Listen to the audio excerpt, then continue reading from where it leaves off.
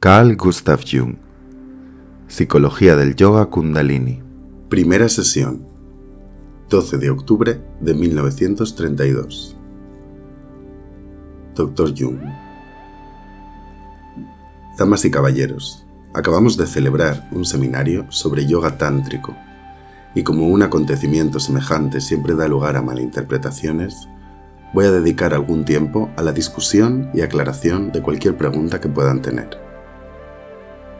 Incluso aquellos que no han asistido al seminario encontrarán esto interesante, supongo, pues ya con anterioridad he hablado de los chakras.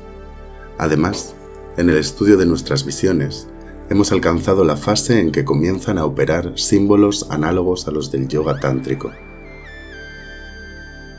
Como recordarán, hemos visto cómo las visiones de nuestra paciente, en su desarrollo natural y libre de influencias externas, nos han conducido al primer mandala.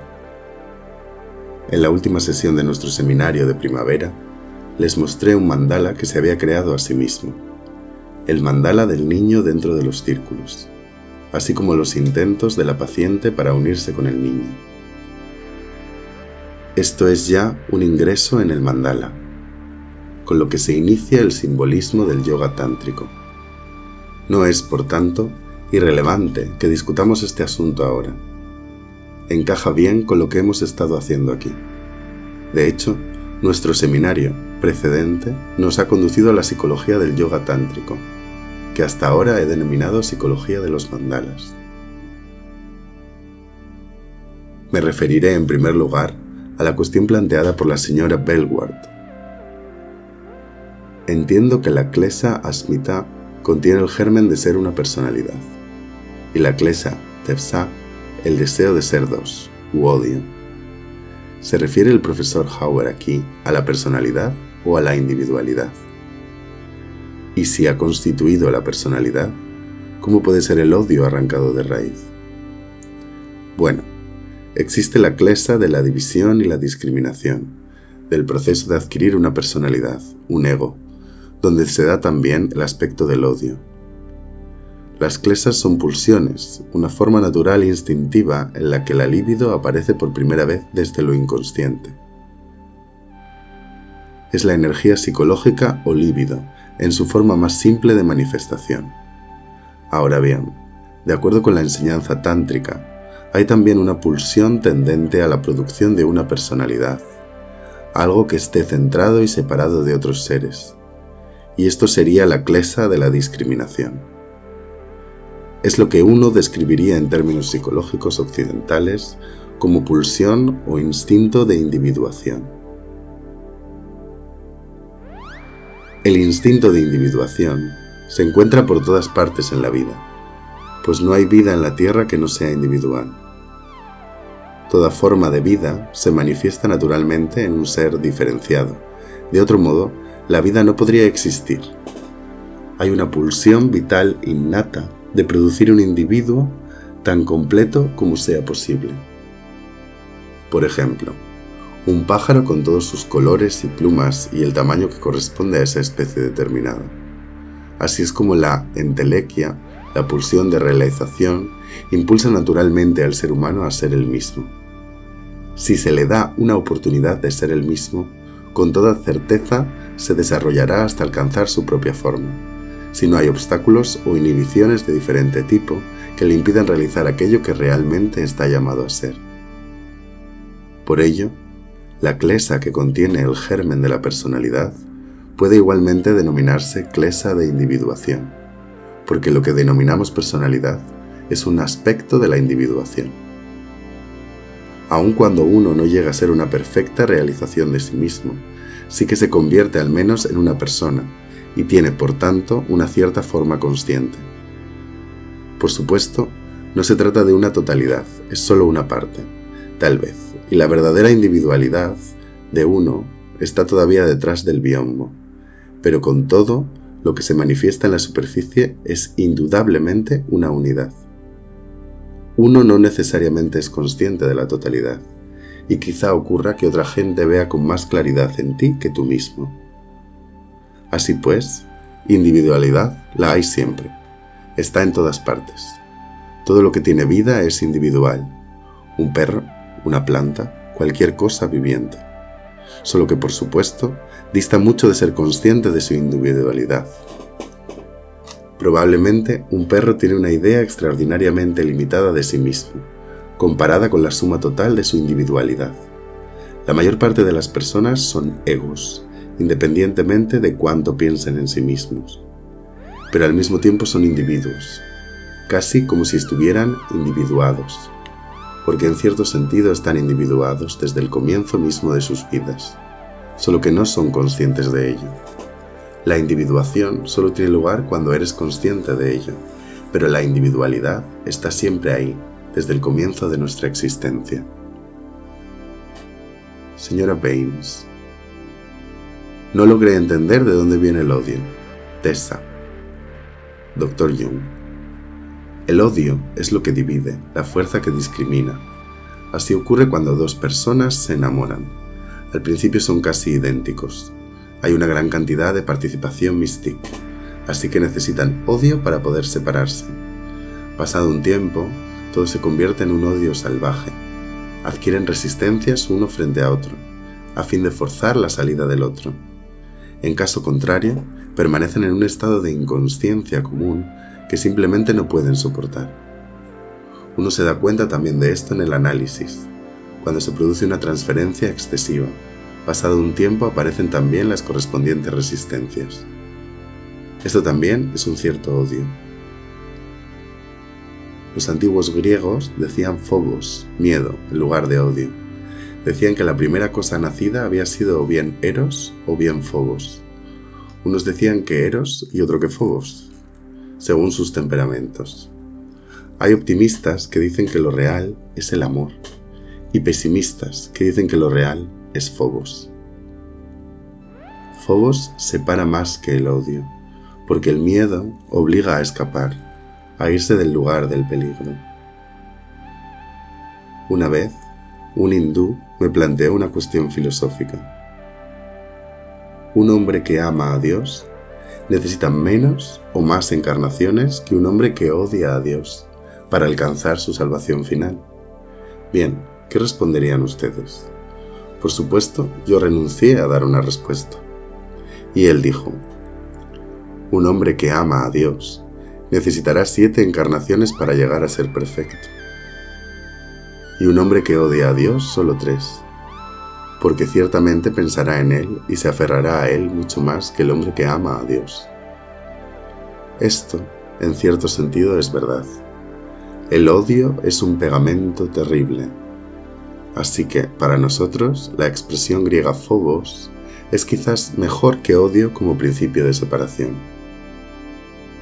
En India ha habido y sigue habiendo más participación mística que en Grecia y Occidente. Y Occidente tiene ciertamente una mente más discriminadora que Oriente. Por tanto, como nuestra civilización depende en gran medida del genio griego, para nosotros se trata más bien de miedo que de odio. Señora Crowley. Pero parece que en los chakras el gesto más importante es expulsar el miedo. Dr. Jung. Sí, pero los dioses siempre portan armas, y las armas no son precisamente expresión de amor. Señorita Wolf. Tengo aquí mis notas, y creo descubrir qué fue lo que produjo la perplejidad de la señora Paleward.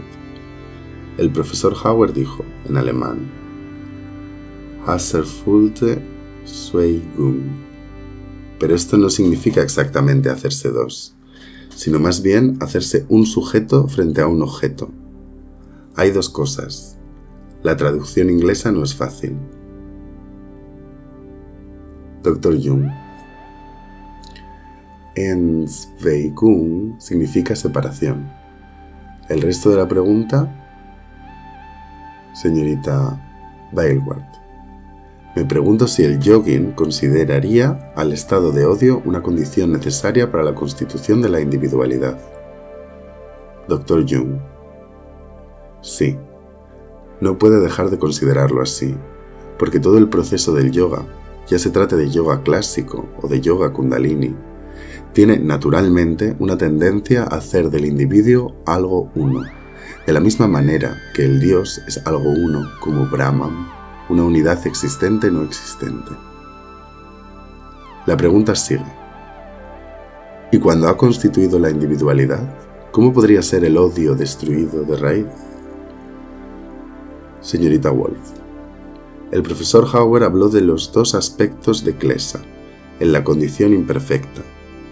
El aspecto Sthula, la pulsión de ser un sujeto frente a un objeto, está mezclada de odio. Pero en el aspecto Sukshma, la misma pulsión es el poder de llegar a ser una personalidad. Dr. Jung, sí, un aspecto importante y sumamente desconcertante en toda esta terminología es que hay que distinguir siempre entre los aspectos Sthula y Sukshma. No hablo del aspecto para, porque este es el que el profesor Hauer denomina metafísico. Debo confesar que es ahí donde para mí comienza la oscuridad. No me arriesgo a entrar ahí. El aspecto Sthula es simplemente el de las cosas tal como las vemos. El aspecto Sukshma es el de lo que adivinamos sobre ellas, o el de las abstracciones y conclusiones filosóficas que obtenemos a partir de los hechos observados. Cuando vemos a personas haciendo un esfuerzo para consolidarse a sí mismos, para ser egos y que por tanto se resisten y odian mutuamente, vemos el aspecto Sthula y solo somos conscientes de la klesa del odio, denominada cesa. Pero si subimos un peldaño, de repente comprendemos que esta necia forma de odio, todas estas resistencias personales, son solo aspectos externos de cosas muy importantes y profundas. Para citar un caso práctico, cuando una persona se queja de que está siempre regañando con su mujer o con la gente a la que quiere, y de que entre ellos se producen terribles escenas o resistencias, si se analiza a esa persona, se descubre que tiene un ataque de odio. Ha estado viviendo en participación mística con aquellos a los que ama.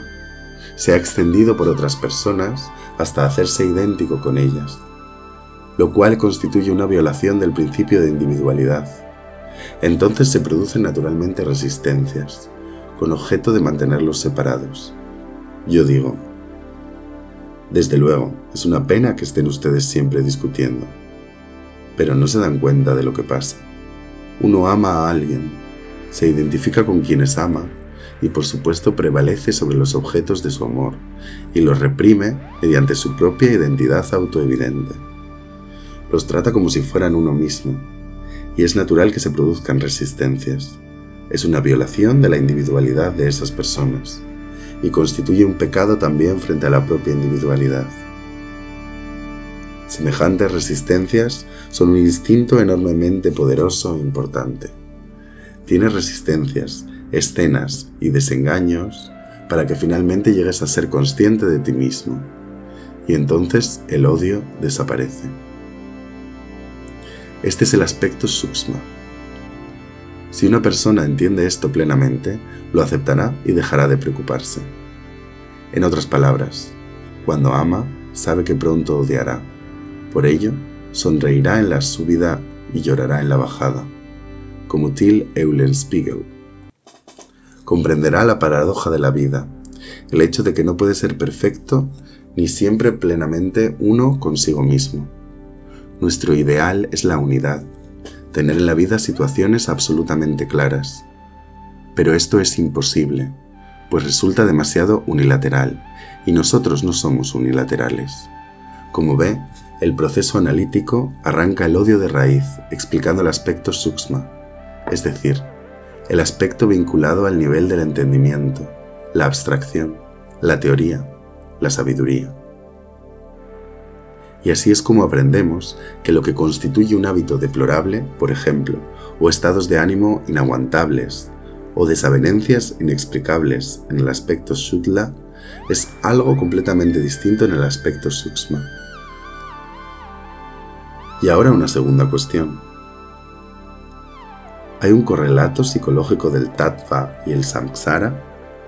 Bueno, el Tattva, que es la esencia de las cosas, viene a ser desde el punto de vista psicológico el aspecto Sukshma de las cosas. El término líbido o energía constituye un buen ejemplo de tattva.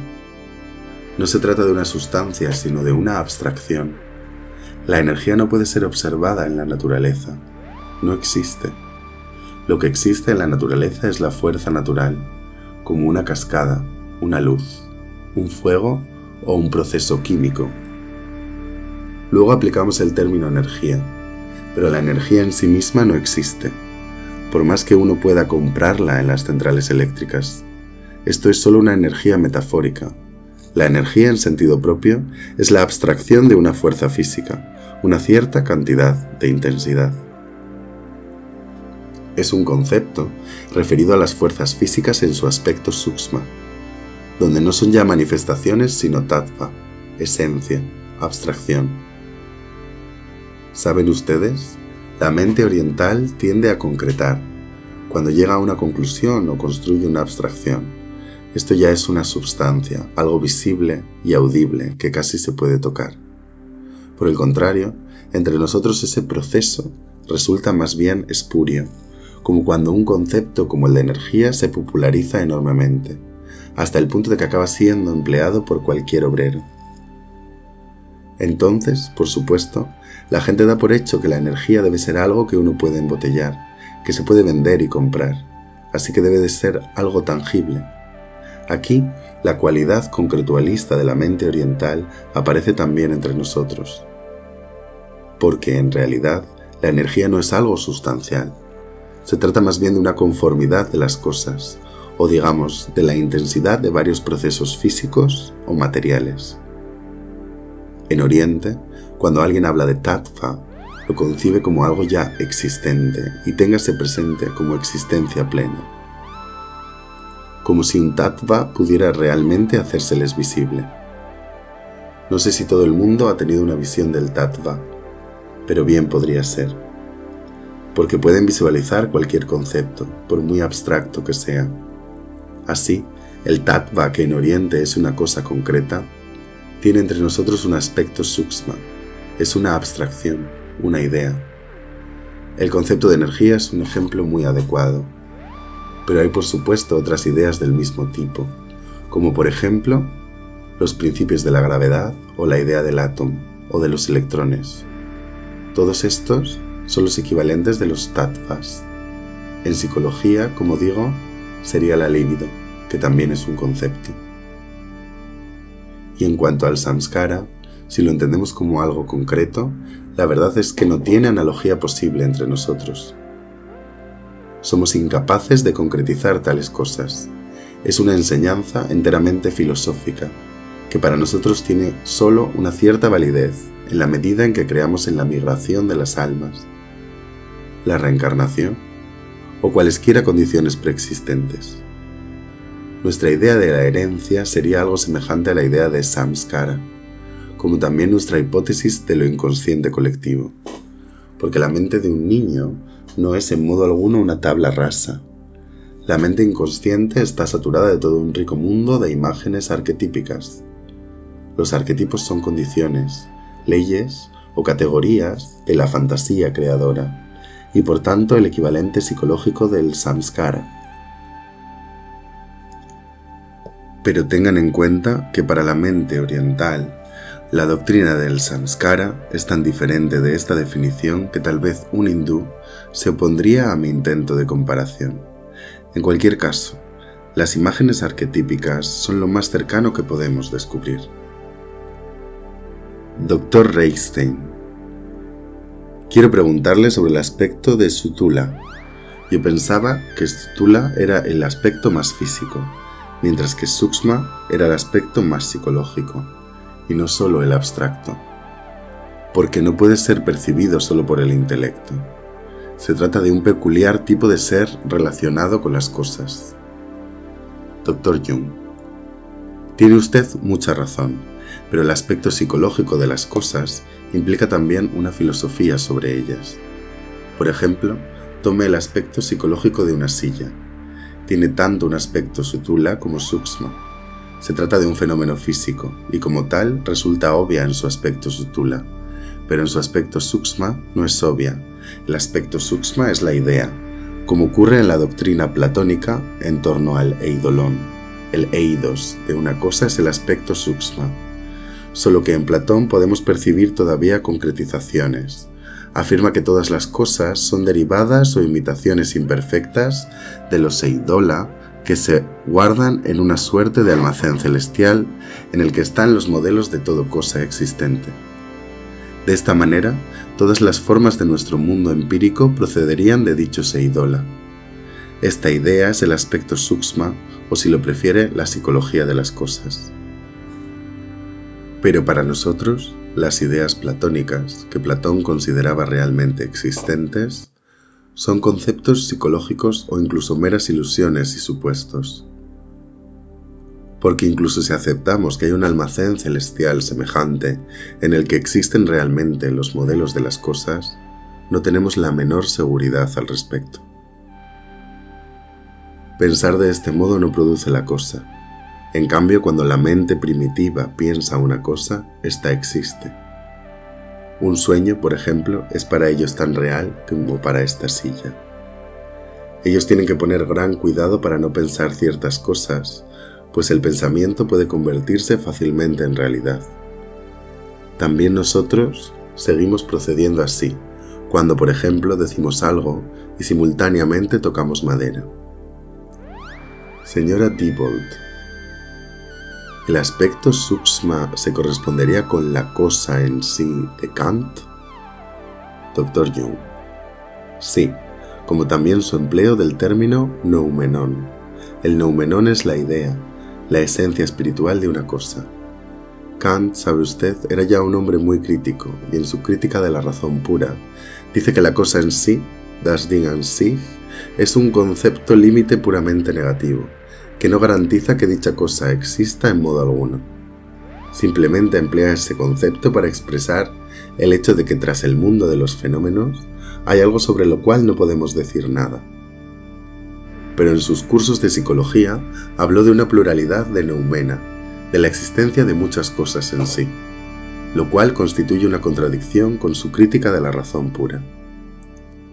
Señora Cowley, ¿no se trataría en realidad de un arquetipo? Dr. Jung. Sí, el eidos en Platón es, por supuesto, el arquetipo. El término arquetipo viene de San Agustín, quien lo empleó en un sentido platónico. Era en este sentido un neoplatónico, como muchos otros filósofos en aquellos tiempos. Pero para ellos no se trataba de un concepto psicológico.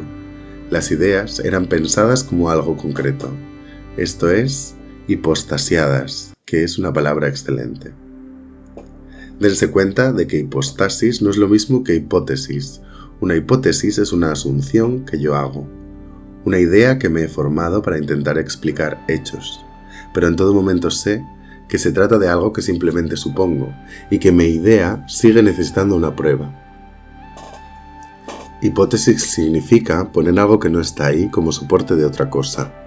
El término correspondiente alemán es Unterstellung. No hay término inglés que yo sepa que tenga exactamente el mismo significado. Podría tratarse de una asunción, pero podría tener también un matiz negativo de insinuación. Por su parte, hipostasis significa que hay algo debajo que es sustancial, sobre lo cual descansa algo distinto. Señor Dell, ¿de qué raíz viene hipostasis? Dr. Jung. Istemi es el verbo griego que significa estar de pie, y hipos significa debajo. La misma raíz se encuentra en la palabra griega iconostasis, que en la Iglesia ortodoxa griega designa el fondo tras el altar, donde se encuentran las imágenes de los santos. La imagen o pintura de un santo se denomina icono, e iconostasio es el lugar sobre el que se levanta. Normalmente un pedestal o un muro sobre el cual se colocan tales imágenes o pinturas. Hacer una hipostasis significa inventar algo que pende del aire. No tiene base, pero uno asume que la tiene y afirma que es algo real. Por ejemplo, uno inventa la idea de un tattva y declara que no se trata en modo alguno de una simple palabra. Flatus vocis sin nada debajo. Dice que tattva es una esencia. Se trata de algo substancial. Hay algo por debajo que lo sostiene. Una hipóstasis contiene siempre la asunción de que hay una cosa real, y la mente natural primitiva está siempre hipostasiando. En nuestros mejores momentos, cuando somos un poco supersticiosos, también tenemos hipóstasis. Señor Dell, ¿la hipostasis de la gravedad hace que caiga la manzana? Dr. Jung.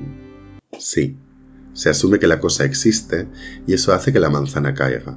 O por ejemplo, Kant, en su famosa discusión sobre la hipótesis de Dios, sobre si Dios existe o no existe, cuando alguien dice que Dios existe, lo único que hace es decirlo, pero su afirmación no significa que haya un Dios. Puede decir que Dios existe, pero quizá no hay Dios. Pero cuando se hipostasia, al decir que Dios existe, se asume que Dios realmente existe.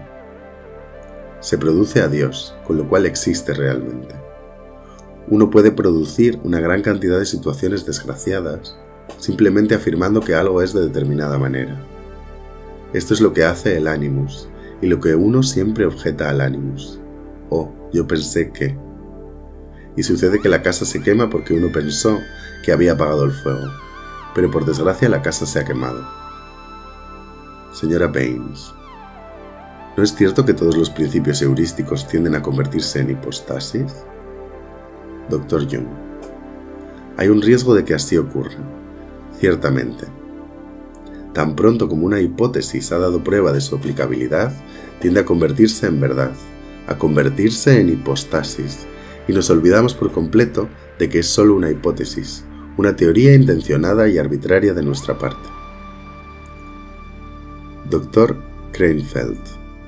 La teoría de la sexualidad de Freud podría considerarse una hipótesis que más tarde se convirtió en hipostasis. Dr. Jung. Exacto. Prueba su verdad a partir de una cierta cantidad de hechos, y luego se asume que debe ser verdadera. Pero en fin, todo esto es pura discusión sobre conceptos, y en el yoga tántrico hemos visto cosas que requieren explicación adicional desde el punto de vista psicológico. Señora Sawyer, cuando el profesor Howard habló de los chakras, denominó mandala solo a la imagen contenida en cada uno de ellos. ¿No podríamos denominar mandala a la totalidad del chakra? Dr. Jung. Sí. Los chakras también son a veces denominados mandalas. Naturalmente el profesor Howard no asocia al mandala el significado técnico que nosotros le atribuimos. A la totalidad de la imagen él la denominó Padma, el loto o chakra. Mandala significa anillo o círculo. Puede ser un círculo mágico, por ejemplo, y puede ser un círculo sin más. Hay sutras védicos en los cuales la serie de los capítulos forma un círculo que se denomina mandala. Y se dice, por ejemplo, tercer mandala, capítulo 10, versículo 15. Mandala es simplemente el nombre del círculo. Señora Sawyer. Pero también denominó mandala a un cuadrado. Dr. Jung. Sí, también lo denomina mandala. Y también cualquier cosa dentro de él es, por supuesto, un mandala. Y eso es exactamente lo que pueden ustedes observar en los dibujos lamaísticos. El mandala, el loto, está dentro. Lo mismo que el templo y el monasterio de muros cuadrangulares. Todo ello rodeado por el círculo mágico. Por encima están los dioses y debajo las montañas. Entre nosotros, el término mandala ha adquirido una importancia que no posee en la India, donde es simplemente uno de los yantras, un instrumento ritual en el culto lamaístico y en el yoga tántrico. Porque ténganlo en cuenta, la escuela tántrica es poco conocida en la India. Podrían preguntar a millones de hindúes y no tendrían ni la más mínima idea de en qué consiste. Es como si preguntasen a respetables ciudadanos de Zúrich qué tienen que decir acerca de la escolástica. Sabrían sobre el tema tanto como el hindú sobre yoga tántrico. Y si preguntasen a un hindú qué es un mandala, les diría que un mandala es una mesa redonda o cualquier otra cosa circular. Pero para nosotros es un término específico. Ni siquiera en el marco de la escuela tántrica tiene el mandala la importancia que posee para nosotros. Nuestra idea al respecto se aproxima sobre todo al lamaísmo, la religión tibetana, pero esta es escasamente conocida y sus manuales han sido traducidos solo en fecha muy reciente, hace apenas 10 años. Una de sus fuentes fundamentales es el Sri Chakrasambhara, un texto tántrico traducido por Sir John Woodroffe. Dr. Barker. El profesor Howard dijo que en el segundo chakra de la región del agua, uno se sumerge en la vida sin reserva alguna, pero dicha región está todavía muy por encima de nosotros. Resulta difícil creer en esta interpretación, pues si el adolescente entra en la vida sin reservas, es como si estuviera yendo de lo superior a lo inferior. Dr. Jung. Al preguntar tales cosas, interpreta usted el papel del que desconcierta el mundo. Con esto toca usted un punto realmente desconcertante, porque cuando se intenta traducir este material a los términos de la psicología, se llega a conclusiones fascinantes. Fíjese, si no, en el Muladhara Chakra, que parece muy simple. Su localización psicológica está en el perineo. Con ello parece que ya sabemos todo lo que hay que saber. Pero ¿qué es Muladhara psicológicamente? Uno se lo representa como una región bajo el abdomen, relacionada con la sexualidad y con todo tipo de cosas desagradables. Pero Muladhara no es eso. Muladhara es algo bastante diferente. Quizá deberíamos examinar el segundo chakra primero. En el sistema de los chakras, el océano con el monstruo marino está por encima. Pero en realidad en nuestra psicología lo descubrimos siempre debajo, pues la marcha a lo inconsciente es siempre un descenso. Por tanto, Muladhara debe ser algo muy diferente de lo que nos inclinaríamos a pensar. ¿Han estado alguna vez en Muladhara? Algunos de ustedes podrían decir que han estado en lo inconsciente, en el océano, y que allí han visto al Leviatán. Supongamos que ustedes han realizado efectivamente ese viaje nocturno por mar y han luchado con el gran monstruo. Esto querría decir que han estado en Svadhisthana, el segundo centro, la región del agua. Pero entonces, ¿han estado también en Muladhara? Surge aquí una gran dificultad. Quizás se queden desconcertados cuando les explique mi propia concepción del Muladhara. Miren, Muladhara es un mundo completo. Cada chakra es un mundo completo. Quizá recuerden la imagen que les mostré de una paciente, en la que ésta aparecía en las raíces de un árbol y luego encima, estirándose para alcanzar la luz. Entonces, ¿dónde estaba esa mujer cuando se hallaba entre las raíces? Respuesta: en Muladhara. Dr. Jung. Sí. ¿Y a qué condición correspondería eso en la realidad? Señorita Hannah. ¿A la del sí mismo dormido? Dr. Jung. Por supuesto, el sí mismo está entonces dormido. ¿Y en qué nivel está el sí mismo dormido y el ego consciente? Aquí, por supuesto, en este mundo consciente, en el que nos encontramos todas las personas razonables y respetables, los individuos adaptados, como se dice. Todo va viento en popa. Almorzamos, fijamos citas, somos ciudadanos perfectamente normales de determinados países. Estamos sometidos a determinadas obligaciones y no es fácil eludirlas sin volverse neurótico. Tenemos que atender a nuestros deberes. Así pues, estamos todos en las raíces, viviendo entre nuestro sostén de raíces. Estamos efectivamente arraigados en este mundo. Por ejemplo, cuando compran ustedes su billete al conductor del tranvía o su entrada para el teatro, o pagan al camarero. Esa es la realidad palpable, y entonces el sí mismo está dormido, lo cual quiere decir que todas las cosas referentes a los dioses están dormidas. Ahora, tras esta afirmación desconcertante, tenemos que investigar si dicha interpretación es realmente justificable. Yo no estoy seguro en modo alguno. Estoy incluso convencido de que el profesor Howard no estaría de acuerdo conmigo en este punto. Al abordar estas cuestiones se necesita una gran cantidad de psicología para hacerlas digeribles para la mente occidental. Si no nos empleamos a fondo, corriendo el riesgo de cometer muchos errores al asimilarlo a nuestra mentalidad occidental. Simplemente nos envenenamos con ello. Porque todos estos símbolos tienen una tremenda tendencia a seguir resonando en nuestras cabezas. De alguna manera, atrapan lo inconsciente y siguen resonando en nosotros. Pero, en nuestro sistema, constituyen un cuerpo externo, corpus alienum, e inhiben el crecimiento y desarrollo natural de nuestra propia psicología. Es como un crecimiento secundario o un veneno. Por ello, hay que hacer esfuerzos casi heroicos para dominar estas cosas. Hay que hacer algo contra esos símbolos para despojarlos de su influencia. Quizá no entiendan del todo lo que quiero decir, pero tómenlo como una hipótesis. Es más que una hipótesis, es una verdad. Son muchas las veces en que he visto cuán dañina puede ser su influencia. Si asumimos que Muladhara, al ser la raíz, es la tierra sobre la cual estamos, debe tratarse necesariamente de nuestro mundo consciente, porque aquí es donde estamos, sobre esta tierra, y aquí se encuentran las 4 esquinas de esta tierra. Estamos en el mandala de la tierra, y cualquier cosa que digamos de Muladhara es verdad respecto de este mundo. Es un lugar donde la humanidad es víctima de impulsos, instintos, lo inconsciente y la participación mística, donde nos hallamos en un lugar oscuro e inconsciente. Somos víctimas desdichadas de las circunstancias. Nuestra razón puede hacer poco en la práctica. Desde luego, cuando los tiempos están tranquilos, cuando no hay tormentas psicológicas de importancia, podemos hacer algo con ayuda de la técnica. Pero entonces llega una tormenta, por ejemplo una guerra o una revolución, y todo queda destruido y ya no estamos en parte alguna.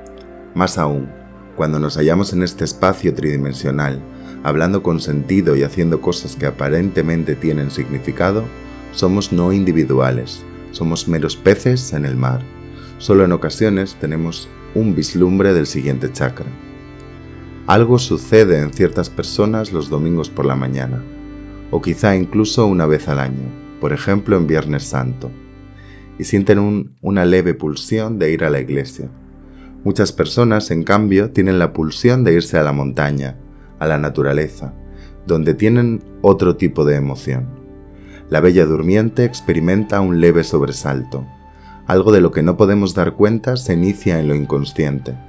Alguna pulsión extraña, soterrada, fuerza a esas personas a hacer algo que no es lo ordinario. Así, podemos aceptar que el lugar donde duerme el sí mismo, el no ego psicológico, es el lugar más banal del mundo. Una estación de tren, un teatro, la familia, la situación profesional de uno. Allí los dioses duermen. Allí somos razonables, o tan poco razonables como animales inconscientes. Y esto es Muladhara. Si esto es así, entonces el siguiente chakra, Svadhisthana, debe ser lo inconsciente, simbolizado por el mar. Y en el mar hay un enorme leviatán que amenaza con aniquilarnos. Por lo demás, debemos recordar que estos símbolos han sido elaborados por varones. El yoga tántrico, en su forma antigua, es sin duda producto de varones. Por tanto, podemos esperar una buena dosis de psicología masculina.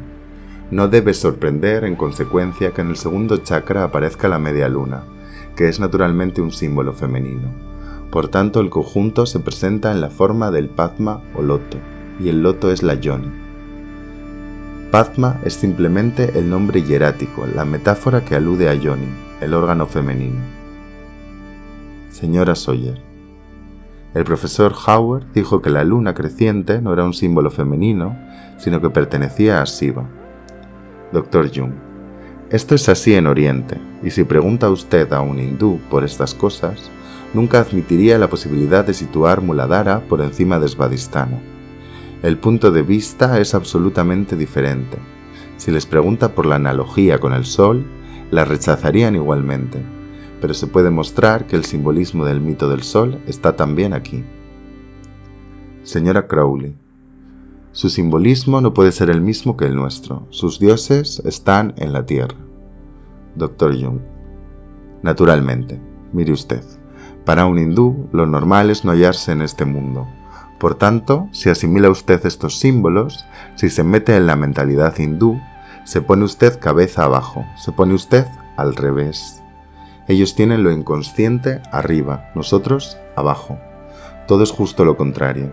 El sur en nuestros mapas está abajo, pero en Oriente el sur está arriba y el norte abajo, y Oriente y Occidente están intercambiados.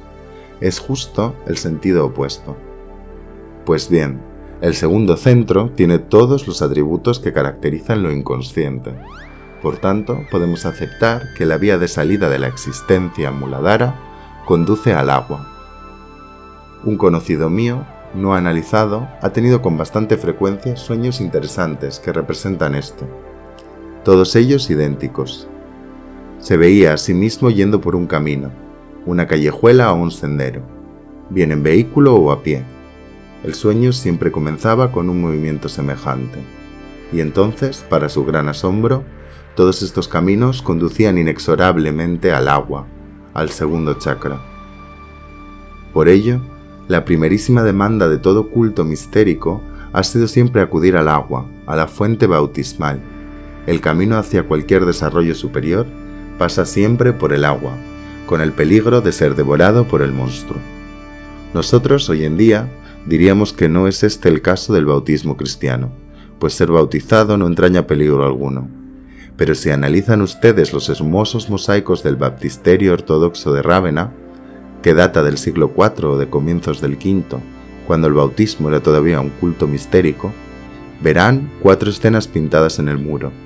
2 describen el bautismo de Cristo en el Jordán, y la 4ª representa a San Pedro ahogándose en un lago durante una tormenta, y al Salvador que lo rescata. El bautismo es un ahogamiento simbólico. En Rusia hay ciertas sectas que para hacer esto real ponen a la gente debajo del agua tanto tiempo que en ocasiones llegan a ahogarse. Se trata de una muerte simbólica de la que surge nueva vida, un niño recién nacido.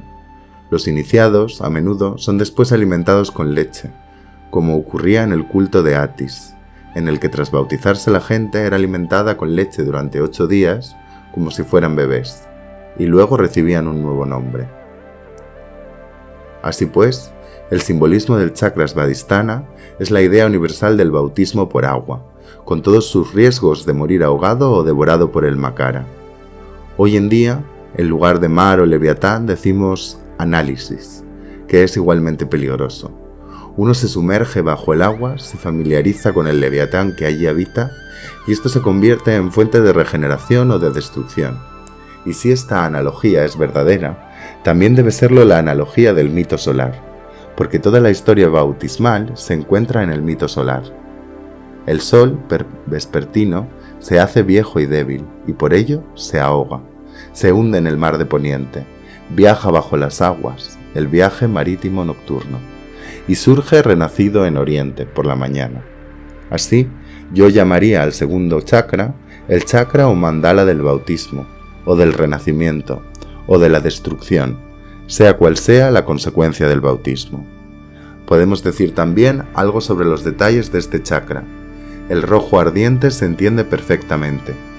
Muladhara es oscuro, el color de la sangre, de la pasión oscura, pero el rojo vermellón de Svadhisthana contiene mucha más luz, y si se asume que tiene alguna relación con el curso solar, podría tratarse de los rayos del sol cuando se pone o nace, pues el color del crepúsculo o los últimos rayos del sol representan un tipo de rojo más bien húmedo.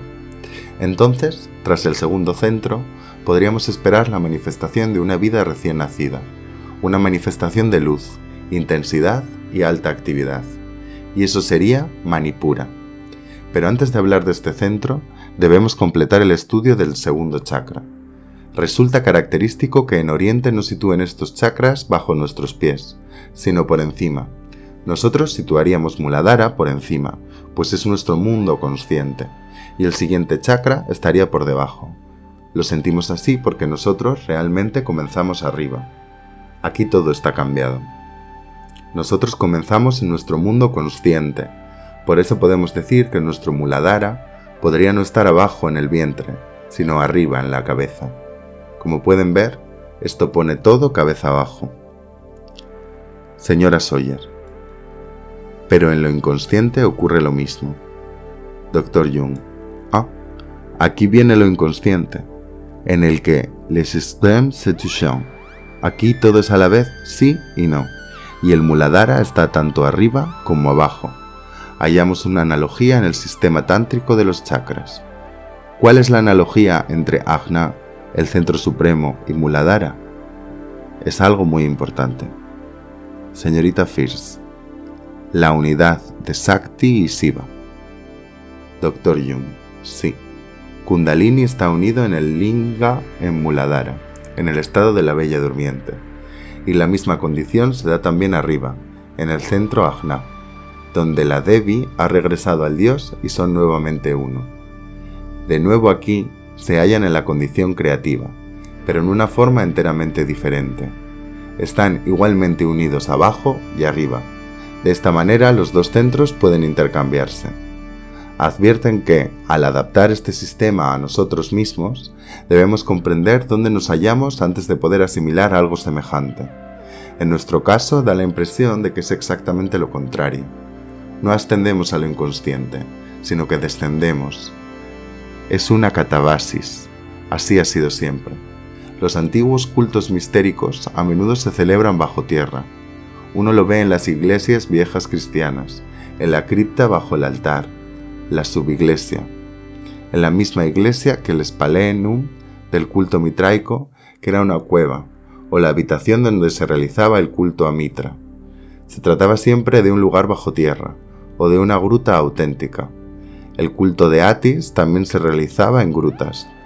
De la gruta en la que Cristo nació, en Belén, se dice que era un Spalaenum, y ustedes recuerdan que la actual Basílica de San Pedro de Roma se alza sobre el lugar donde se había realizado con anterioridad los Taurobolia, los bautismos de sangre del culto a Atis.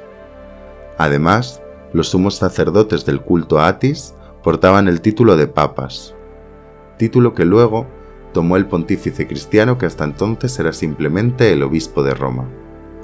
El propio Atis es un dios de muerte y resurrección, que muestra así la continuidad de la verdadera historia. Señora Bauman, el profesor Hauer mencionó que a lo inconsciente se puede acceder de dos maneras, por la izquierda o por la derecha. Por uno de esos caminos, uno se da de frente con el monstruo y es devorado por él. En el otro llega por detrás y puede atacar al monstruo marino. Dr. Jung, esos son ya detalles del sistema hindú. Nosotros debemos darnos por satisfechos si logramos digerir y asimilar el material en sus líneas generales. Bueno, con esto les he explicado por qué en Oriente lo inconsciente está encima, mientras que entre nosotros está abajo. Así pues podemos darle la vuelta a todo el conjunto, como si estuviéramos descendiendo desde Muladhara, como si este fuera el centro más alto. Desde luego que podemos hacerlo así, pero también podemos decir que estamos ascendiendo. Señora Sawyer, en todas las visiones que hemos estudiado en el seminario inglés, primero se desciende y luego se asciende. No veo cómo puede usted alterar esto.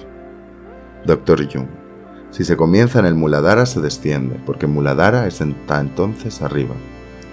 Señora Sawyer, sí, pero Muladhara es subterráneo. Dr. Jung, no es necesariamente subterráneo, es de la tierra. Es una façon de parler.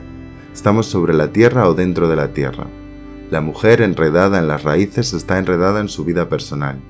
De hecho, su vida personal ha estado efectivamente muy enredada, y esa es la razón por la que se representaba a sí misma enredada en las obligaciones de la vida, las relaciones con su familia, etc. Para ella, ir a un analista era indudablemente ascender, y pasar por el bautismo cristiano es ascender, pero eso no impide que uno lo represente como descenso, inmersión en el agua. Cristo no escala el Jordán. Señora Cowley, ¿no piensa usted que la idea oriental de inconsciente es diferente de la nuestra? Es un tipo diferente de inconsciente. Dr. Jung, sí, tienen una idea completamente diferente, pero de nada sirve discutir cuál es su idea, porque no la conocemos. Señora Crowley, pero se puede obtener a partir de la lectura de los textos sánscritos védicos. Dr. Jung, yo he leído mucho de todo esto, pero no está claro. Lo único que sé es que se ven todas estas cosas de muy diferente modo. Por ejemplo, mantuve correspondencia con un pundit hindú en relación con los mandalas chakras. Me comunicó que tenían que ver con la medicina, que su sentido era anatómico, que carecían por completo de significado filosófico. Tal idea no entraba en su cabeza. Se trataba de un hombre que había leído los textos sánscritos. No lo conozco personalmente. Es profesor universitario en Dhaka. Señora Crowley, allí lo mismo que aquí, discrepan en sus tipologías. Dr. Jung, naturalmente, tiene muchos planteamientos diferentes y Oriente en su conjunto tiene también respecto de estas cosas planteamientos muy diferentes de los nuestros. No conocen lo inconsciente y tampoco saben nada de lo que nosotros denominamos consciencia. Su imagen del mundo es completamente diferente de la nuestra y por ello solo podemos comprenderla en la medida en que intentemos entenderla en nuestros propios términos. Por ello, intento aproximarme al asunto desde el punto de vista psicológico. Siento haberles dejado perplejos, pero se sentirán todavía más perplejos si toman estas cosas en sentido literal, aunque mejor no lo hagan. Si piensan en esos términos, construirán un sistema aparentemente hindú con la psicología de la mente occidental. Pero esto es algo que ustedes no pueden hacer, pues significa lisa y llanamente envenenarse. Así pues, si tratamos de todo ello, y por desgracia debemos hacerlo, dado que existen estructuras similares en nuestro propio inconsciente, hemos de proceder de esta manera. Debemos ser plenamente conscientes, o como mínimo tomar en consideración que Muladhara está situado aquí, es la vida en esta tierra, y que aquí Dios está dormido. Y luego hay que ir al cráter, para usar una vieja cita de Zósimo, o a lo inconsciente. Y esto se considera una condición más alta que la anterior, porque aquí uno se aproxima a otro tipo de vida, y la única forma de avanzar hacia allí es mediante la Kundalini, que ha sido despertada. Debemos ahora hablar de Kundalini. ¿Qué es y cómo puede ser despertada? Recordarán ustedes que el profesor Hauer afirmó que lo que despierta a Kundalini es un cierto impulso desde arriba, y también dijo que uno debe estar en posesión de una buddhi purificada, de un espíritu purificado, para despertarla. Así pues, el avance hacia el segundo chakra es posible solo cuando se ha despertado a la serpiente. La serpiente solo puede ser despertada mediante la actitud correcta. En términos psicológicos, esto querría decir que uno solo puede aproximarse a lo inconsciente de una determinada manera, a saber, mediante una mente purificada, mediante una actitud correcta y por la gracia del cielo, que es la Kundalini. Algo dentro de uno, una pulsión interior, debe conducirle a ello. Si esto no se da, todo resulta puramente artificial. Así pues, debe haber algo peculiar en ti, una chispa capaz de guiar, algún estímulo que te fuerce a cruzar el agua en dirección al siguiente centro. Y eso es la Kundalini, algo absolutamente irreconocible, que puede manifestarse, digamos, como miedo, como neurosis o aparentemente solo como vívido interés. Pero tiene que haber algo superior a la propia voluntad, si no, no seríamos capaces de pasar por ello. Volveríamos sobre nuestros pasos nada más hallar el primer obstáculo. Saldríamos corriendo nada más ver el leviatán. Pero si esa chispa que nos guía, esa pulsión, esa necesidad, nos coge por el cuello, no podemos dar media vuelta. Tenemos que plantar cara. Les pondré un ejemplo tomado de un libro medieval, la famosa Hipnerotomaquia o Sueño de Polifio, que ya he citado otras veces. Fue escrito en el siglo XV por un monje cristiano perteneciente a una ilustre familia romana. Logró penetrar en lo inconsciente, por así decir. Es algo parecido al comienzo del infierno de Dante, pero expresado en términos completamente distintos. Se describe a sí mismo como viajando por la Selva Negra, que en aquellos tiempos, en especial para los italianos, seguía siendo la última Thule, donde todavía vivía el unicornio, tan salvaje y desconocida como los bosques de África Central lo son para nosotros. Aquí pierde su camino y aparece un lobo. Al principio se asusta, pero más tarde sigue al lobo hasta una fuente de cuya agua bebe. Se trata de una alusión al bautismo. Entonces llega a las ruinas de una antigua ciudad romana, entra por la puerta y contempla estatuas y peculiares inscripciones simbólicas, que cita, y que resultan sumamente interesantes desde el punto de vista psicológico. Entonces de repente vuelve a tener miedo, empieza a sentir desasosiego, intenta volver sobre sus pasos y se da la vuelta para salir por la puerta. Pero ahora hay un dragón sentado detrás, custodiando el camino, y ya no puede retroceder. No tiene más opción que seguir avanzando.